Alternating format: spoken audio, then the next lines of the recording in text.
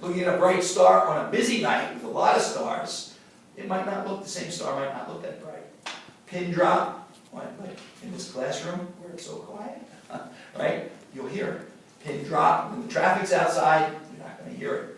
Same pin, same sound, different response on the inside. Fechner talked about this as the distinction between the physical stimulus and the subjective experience. You'll see they'll use in the book P and S, which stands for physical stimulus versus subjective experience. What he does is he actually starts to think, and I guess this is what he must have been thinking when he was laying in bed there. A lot of good things happen in bed.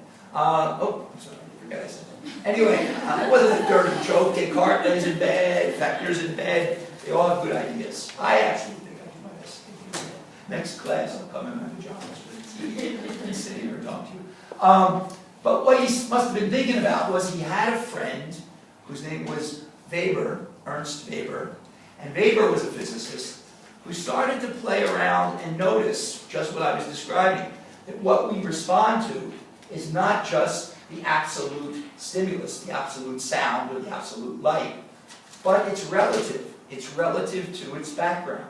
The way Fechner and Weber put it was that we don't respond to the absolute stimulus, we respond to a ratio. That is the sound of the stimulus on, with a line, and then underneath is the sound of the background.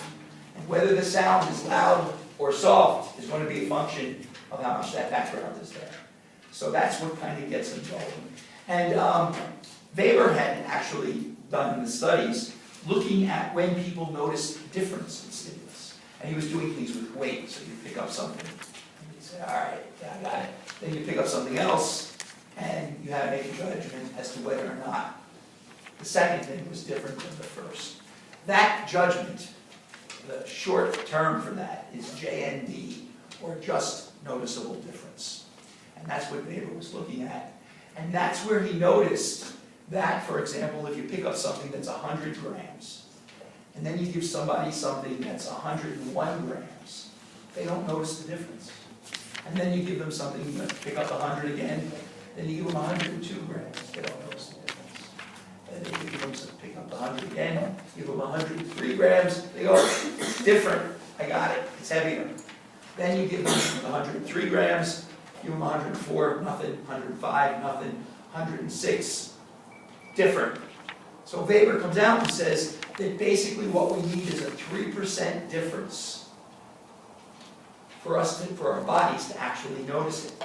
So in a way, he's suggesting that there's a mathematical relationship between what goes on in the world around us and what our body actually picks up. It's not one-to-one. Every time the world changes, we don't notice. If you go from 100 grams to 101 grams, no different. Or if you go from 10 units of light to 11 units of light, no difference. You have to go 3%. And that's where you'll see a person making a difference or discriminating with regard to a just noticeable difference. It's not a direct response to the absolute stimulus, but it's a relative judgment based on how much change is occurring. And Weber estimated it at about 3%. Anyway, Fechner goes to his lab, and he starts doing his own experiments, playing around with the same idea. But he starts to think that there's probably a different ratio for different sensations and for different parts of our body. And so he starts doing experiments where he kind of starts from scratch rather than start with 100 grams. He begins to look and see how much energy is needed for us to first notice that something's there. And he does these things with light. And if you have a small amount of light, kind of neutral background far enough away, it's very likely we won't see it.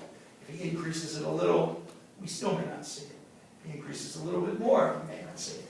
Then he'll get right to the point and we'll go, got it.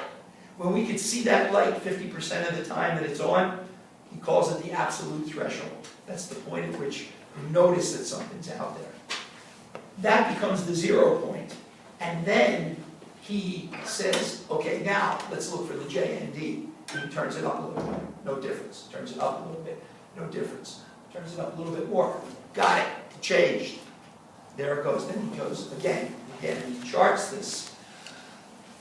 And what he finds is that there is a clean mathematical relationship between the physical stimulus and the subjective experience. It's not like the mind and the body are going in crazy order, but rather they're moving together.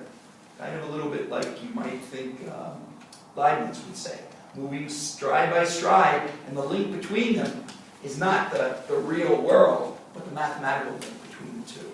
Okay? And the book talks a little bit about this, and actually gives a chart of that in there. Fechner wrote about this in a book called Elements of Psychophysics, made him popular. He talked a lot about this mathematical relationship. I mean, in a way, what he did, I think what people saw, was he solved the mind-body problem. Okay? And the question was, what links the mind to the world around it? You know, Descartes said the pineal gland. Other people had different ideas. Here, Fechner's come in and saying it's mathematical, which actually Plato agrees to here, because he kind of thought that was always the case. The truth is in the numbers, not in what we think we're experiencing. Okay?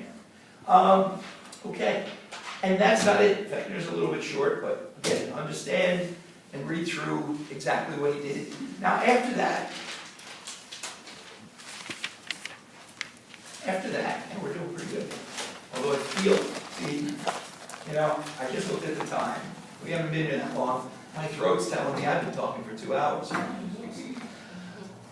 But anyway, the rest of that chapter talks about some of the people that were influenced by Fechner and Helmholtz.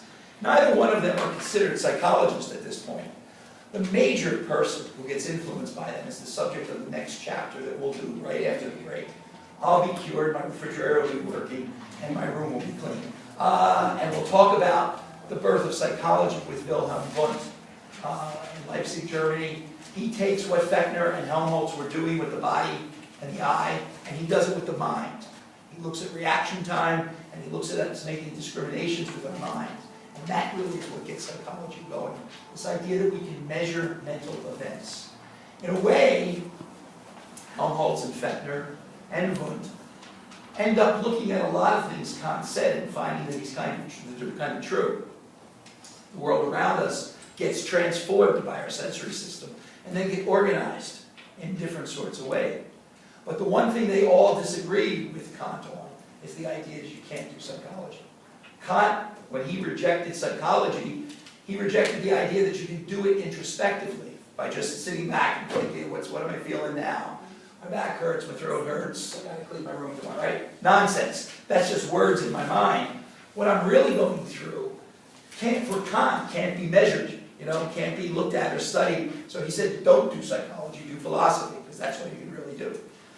Fechner, Helmholtz, they would start looking at the body, and they'd start saying, what's going on in you, I can tell, not by what you say, but by how you react. Reaction time becomes a cue for what's going on subjectively, and with Wundt, what's going on mentally as well. Another group that you should read about at the end of this chapter, who were influenced by Fechner and Helmholtz, are the Gestalt psychologists.